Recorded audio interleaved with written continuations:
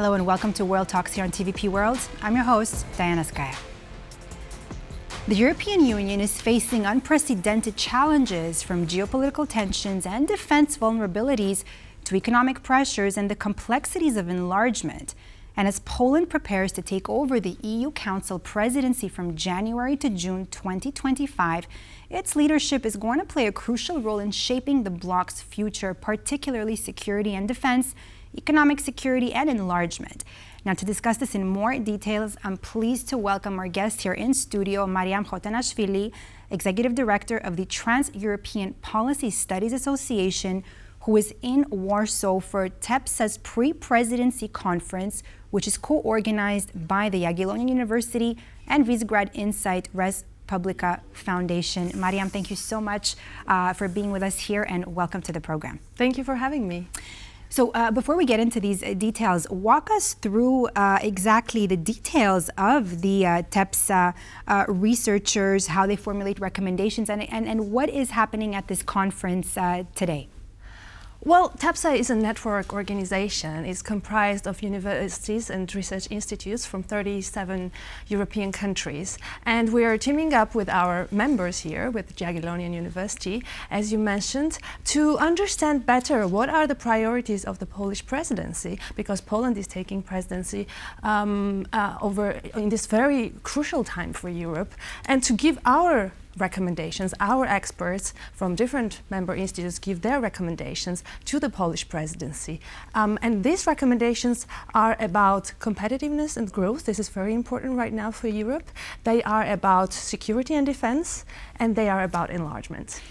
Now, you just mentioned some very interesting topics, but before I get into those, asking you about that, what recommendations, if any, I mean, just in general, would you recommend to Poland that you would want to see? Well, I think the biggest challenge right now of Europe is that 80 years of US security umbrella is ending. And at the same time, we're experiencing an existential war in Europe, in Ukraine. So the challenge of EU is its ability to protect itself militarily, and at the same time to ensure that it delivers arms to Ukraine for its victory. So at the national level, there is definitely this need to increase national defense spending. Politically heavyweight countries like France and Germany can no longer hide behind the NATO requirement of 2% GDP defense spending. Right. And actually Poland here is leading by example. It is already spending around 4% of its GDP on defense, and it's forecasted to spend around 5% in the next year to come.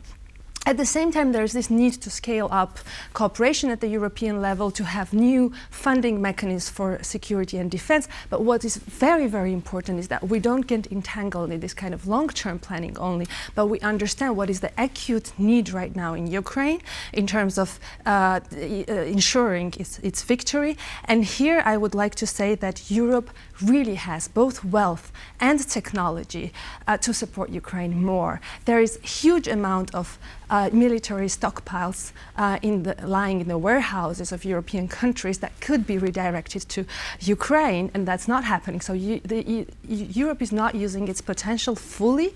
And what is interesting, okay. So, I mean, just exactly how you said that. So now what can the Polish presidency, how can it strengthen EU coordination and these defense initiatives to exactly see that happening, of what you're saying? Well, I think Donald Tusk is already taking very, very important initiatives in this regard. He has already mobilized some of the key partners in Europe and outside Europe who deeply care about Ukraine and understand its implications for European security in general. At the same time, you have Foreign Minister Sikorski, who is very active as well diplomatically. And they are also trying to bring in the UK in the picture, which is extremely important when it comes to security and defense. So what is very important to stress there is that security and defense needs unanimity in the European Union. Decisions on security and defense needs unanimity. So and that do you feel like there's a lack of that? Well, absolutely. It prolongs processes. Of course, it makes them more difficult. We often end up with suboptimal solutions, and this is why I think Prime Minister Tusk is taking this, in a different direction, in a sense of creating new platforms. And I think what is important is to understand is that the format is much less important than the action. And the action here is really about strengthening and accelerating military aid to Ukraine. Correct me if I'm wrong. So now this conference is called Securing Europe's Future, yes? Yes. So does that mean that the future of Europe is uncertain, you would say? Absolutely, yes. I think we are, as I said, facing really challenges that are unprecedented. I know that everybody's always saying, well, this is a watershed for, they've been saying this, for years, oh, this is a watershed time for Europe. Now it is really a watershed time for Europe, that for sure. Mariam, you mentioned... because also of the US disengagement, of course, and the security implications of it.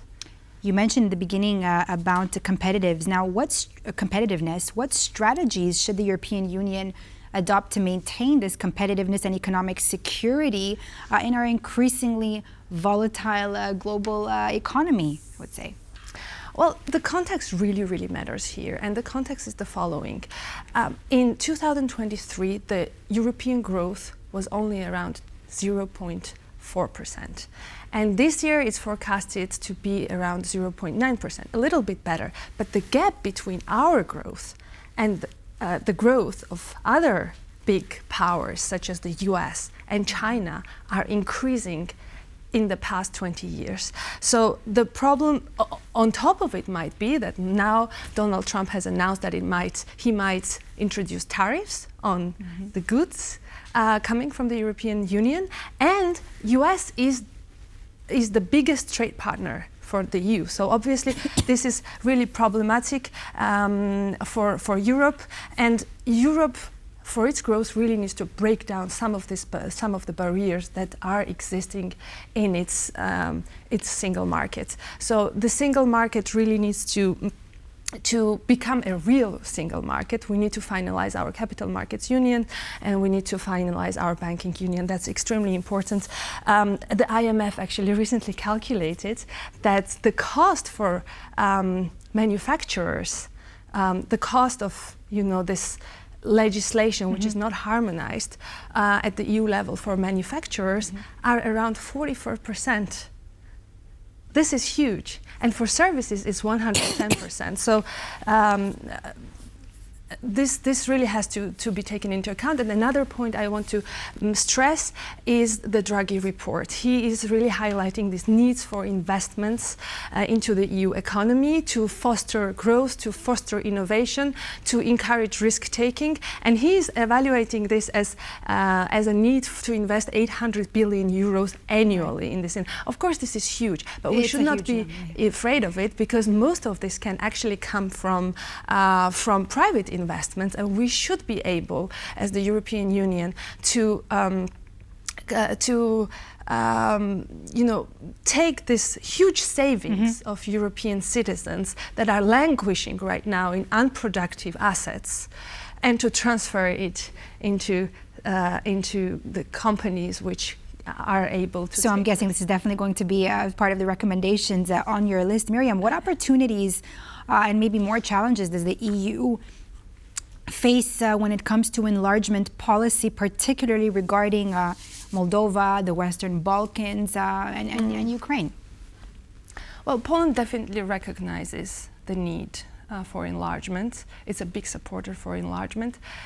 The challenge for me is security. Again, the biggest challenge is security, because for enlargement to realistically happen, there has to be solid security guarantees for Ukraine and for other candidate countries. So I think what Poland could do is really make this link even stronger between enlargement and security.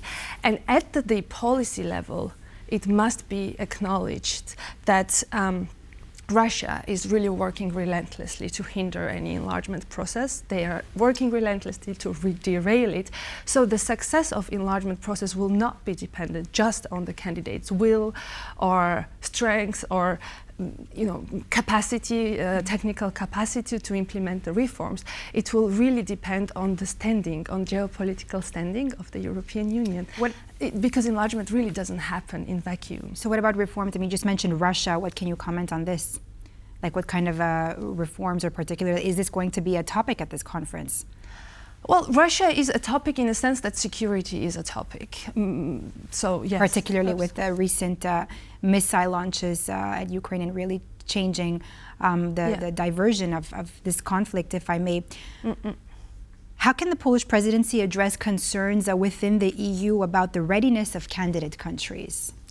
Oh, I think in a way the obstacles to enlargement are more on the side of EU rather than the candidate countries. Now, this might not be obvious what I say, but I'm deeply convinced in it because there is so much talk in the European Union of all the fears around enlargement, about absorption, so-called absorption capacity, about obviously the unanimity requirement for decision-making, about common agricultural policy, about cohesion policy, about the shared, the fears about shared security with Ukraine. So there's huge amount of fears in the European Union regarding enlargement, and that's why I think one thing I want to say as well is that this unanimity requirement is really hardwired in the enlargement negotiating frameworks. That means that at every interim state there has to be unanimity in the European Union to move to the next stage of enlargement, and this is of course a factor which is also limiting EU's ability to go forward with enlargement. So I really deeply think that EU has on its own side a lot to work on for enlargement to happen. Now, I obviously acknowledge that the EU's financing for candidate countries are very important. It's very important that they are giving finances for pre-accession reforms. But what really, really matters at heart is what are the security foundations and guarantees that it can give to the candidate countries against Russia militarily, but also in terms of the hybrid interference of Russia. And I am absolutely sure that if EU is strong, both economically, geopolitically, politically, then the candidate countries will find enough will and determination to make it to the EU. Thank you so much, Mariam Khotenashvili, for breaking it down for us, and I really hope that you have a fruitful conference which ends today here in Warsaw. Thank you so much. And that completes this edition of World Talks here on TVP World, where every word matters. I'm Diana Skaya. Thanks for watching.